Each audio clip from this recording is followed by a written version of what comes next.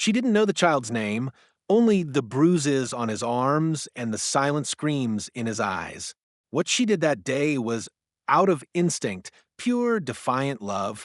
She never imagined that knock on her door, years later, would bring her to tears. In a neighborhood where time seemed to stand still, where the streets were paved with memories rather than hope, Miss Bernice had long become a fixture in the community. People passing by her little home, tucked at the end of a forgotten road, would always notice her porch light glowing warmly even when the world outside seemed cold. It was a beacon for anyone who needed a moment of peace, a safe harbor from the turbulence that the outside world often brought. The kind of place where love was never in short supply, even if it was hard to find elsewhere. Miss Bernice was known for her stern face that softened only for those who truly needed her. A retired schoolteacher, her life had been dedicated to shaping young minds, imparting knowledge to children, and instilling in them a sense of right and wrong. Her days of teaching were long over, but her heart remained forever in that classroom. She carried the wisdom of her years like a well-worn coat, ever ready to offer advice or a comforting word to those who sought it. But it wasn't just her mind that made her beloved in the neighborhood, it was the warmth of her soul that drew people in. Bernice was a woman who never turned anyone away, not even when she herself was weary from years of watching others suffer. She knew the neighborhood's brokenness, the way the city had swallowed up dreams, but she kept going, lighting the porch light every night as a symbol, a light of hope that no one was alone, that help could always be found, even in the darkest of times. One night, a storm rolled in, ferocious and unrelenting. The rain fell in sheets, cascading down in torrents that made the streetlights blur into distant muted halos. The thunder boomed like an angry god, shaking the ground beneath her feet. Bernice sat in her favorite armchair, a cup of tea resting beside her, staring out at the raging storm. The wind howled through the trees as if the night itself was crying out for something or someone. It was then that she saw him. A small figure, barely a child, standing at the bus stop across the street. He was soaked through, his tiny body trembling from the cold, clothes clinging to him like a second skin too big for his slight frame. His eyes were wide, unblinking, staring into the storm as though lost in a world that didn't seem to care for him. Bernice's heart clenched with a mixture of sorrow and anger. No child should be out in the storm like that. No child should ever feel alone. Without a second thought, she grabbed her coat, rushed outside, and crossed the street. The boy didn't move as she approached, his gaze distant and far away, as if he wasn't even aware that someone was coming for him. She placed a gentle hand on his shoulder, and his body flinched as if startled from a deep, painful reverie. "Come inside, child," she whispered, her voice soft but firm. "You're safe now." The boy didn't resist. He let her lead him inside. Her home, a warm sanctuary in the middle of the storm. Once inside, she wrapped him in a thick, fluffy blanket, took off his wet shoes, and gently helped him settle into a chair near the fireplace. She made him a hot bowl of soup, something simple but comforting. It wasn't much, but it was all she had. The boy stared at the soup but didn't touch it. His eyes were glassy, distant, lost in a place that Bernice couldn't even begin to understand. He hadn't spoken a word since she found him, and she wondered if he had any voice left to give.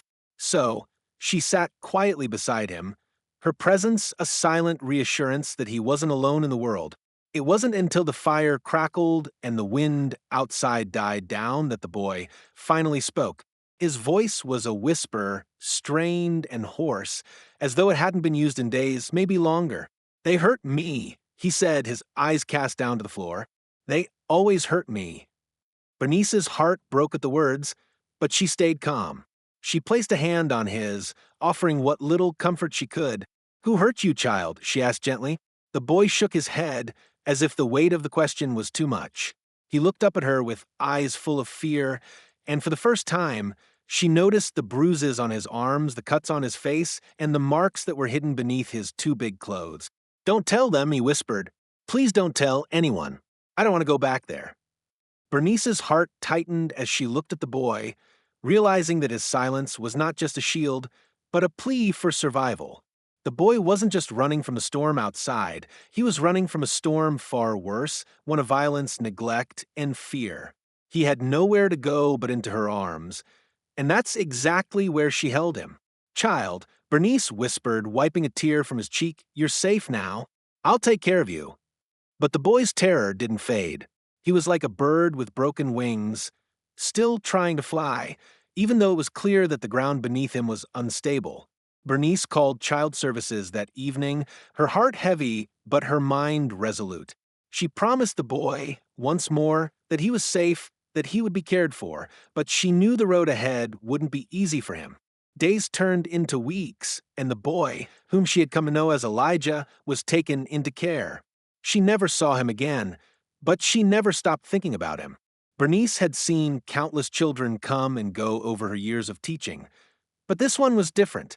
She couldn't shake the image of his sad eyes, his broken spirit, and the way he had clung to her even when words failed him. Years passed and life moved on. Bernice's knees grew stiffer, her steps slower, but the porch light never went out. Every evening, she sat in her armchair, sipping tea, her thoughts often drifting back to Elijah. She wondered what had become of him. Did he ever find the love he deserved? Had he grown up to be strong, like the boy she saw in him, or had the scars from his past followed him through life? One crisp autumn morning, as the leaves turned shades of gold and the air grew cold, Bernice heard a knock at the door. She rose slowly from her chair, surprised to find someone standing on her doorstep. The figure was tall, dressed in a dark suit, a bouquet of sunflowers in his hands. Her favorite. His eyes were moist, his face unmistakable. He had the same sad eyes she had known all those years ago. "Miss Bernice," he asked, his voice trembling, "you probably don't remember me, but you saved my life." It was Elijah, the boy she had saved so many years ago. He was a man now, a stranger in so many ways, but still, there was something in his gaze that held the same vulnerability she had seen in that frightened child. Tears filled Bernice's eyes before she even heard the rest of the story. Elijah had grown into a man, a lawyer, someone with strength and purpose. He had worked hard to track her down, years of searching simply to say thank you for the one thing that no one else had ever given him, love. He handed her a sealed envelope, a gift of sorts, his hands shaking as he spoke. Inside the envelope was a deed to a new home, paid in full, with a note that read, "For the light that never stopped shining." Bernice could hardly believe it.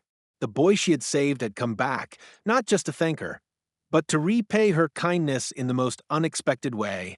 She had saved him when he was just a child lost in the storm, and now he had returned to save her from the loneliness she never even knew she had.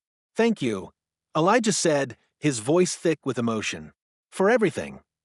And as Bernice stood there, looking at him, the man who had once been the boy she rescued, she realized that her light, the one she had kept burning all those years, had never gone out. It had simply been waiting for the right time to shine again. If you were moved by this powerful story, don't forget to subscribe to expect stories for more heartwarming and inspiring tales. Stay tuned for more.